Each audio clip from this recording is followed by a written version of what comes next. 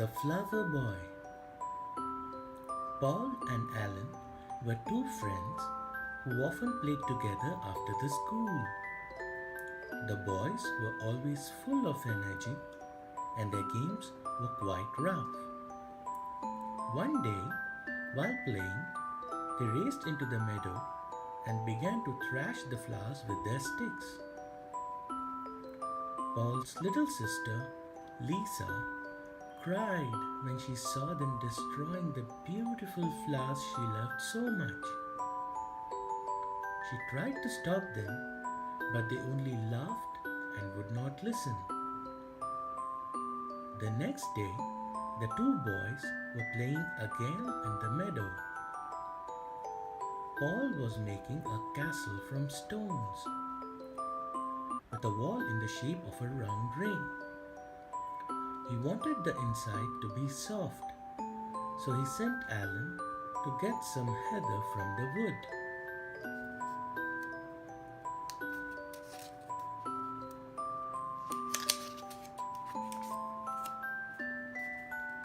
While Alan was away, Paul did not know what to do. So he picked up some heavy stones and began to crush all the lovely flowers around him. Suddenly, a little man wearing a flower-covered hat and carrying a staff appeared before him. "Who are you?" said Paul in surprise. "I am the flower pixie," replied the man. "Why did you destroy all these flowers?" "Well, I don't care about some silly flowers," shouted Paul. "You will soon turn into a flower yourself," cried the pixie. "Maybe then you will know the pain flowers suffer when they are crushed." The next moment, Paul felt himself becoming smaller and smaller until he stood there in the meadow as a small flower.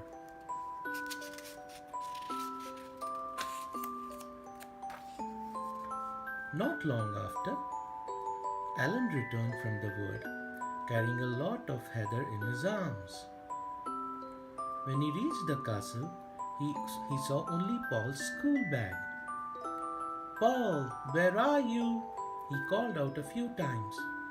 But when he got no answer, he picked up the school bag and started walking towards home. Paul also wanted to call out to Alan, but he found out he had no voice, so he couldn't speak. As Alan walked towards the flower, Paul trembled with fear. Suddenly he saw a pair of huge shoes over him, and the next moment Alan trod on him. It was so painful that Paul wanted to cry out, but of course he couldn't. After Alan was gone, he began to feel very lonely and sad. He was also very thirsty, but his crushed stem could not draw any water from the ground. Just then, his little sister, Lisa, came skipping along. Luckily, she saw the crushed flower and picked it up. How happy Paul was when she took him home and put him in a pretty blue vase. A little later, Alan arrived and was quite surprised that Paul was not at home. Paul's parents were very worried about their son's disappearance. They went out to look for him but could not find him anywhere. That night, Lisa could not sleep. She kept thinking about her brother. Where could he be? Suddenly she got out of bed and ran out of the house to the big meadow. She wanted to meet her dear friend, the flower pixie. Perhaps he could help her with his special powers.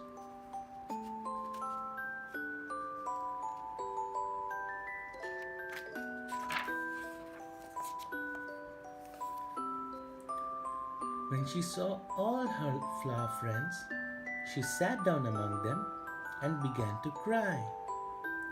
She told them that her brother could not be found anywhere. I don't know what to do, she sobbed. Just then, the flower pixie appeared and told her what had happened to Paul. Lisa was most astonished to hear this. Oh, please forgive him and change him back into a boy again, she begged. The pixie promised to do so as he was her friend. Lisa thanked him and ran back home to bed.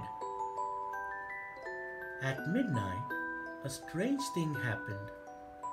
A lovely scent of roses filled the house and the flower pixie appeared.